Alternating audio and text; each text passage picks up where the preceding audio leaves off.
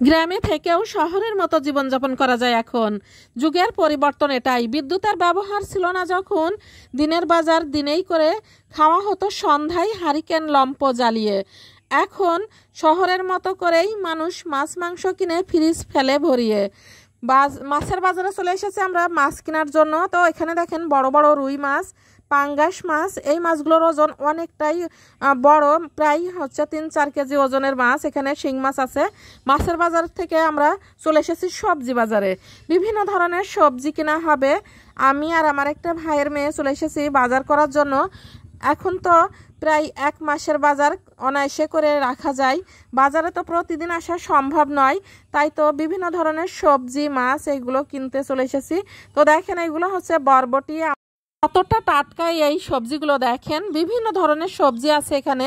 আমরা যে সবজি বাজারে চলে এসেছি, একটা দোকানেই অনেক ধরনের সবজি পাওয়া যায়।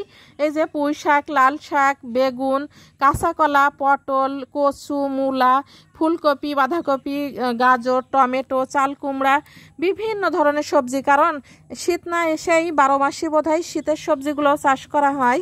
তো লেবু আছে এখানে, বিভিন্ন ধরনের সবজি। আর এই সবজিগুলো না শহরের তুলনায় বেশি পরিমাণ স্বাদ লাগে, কেন জানি না।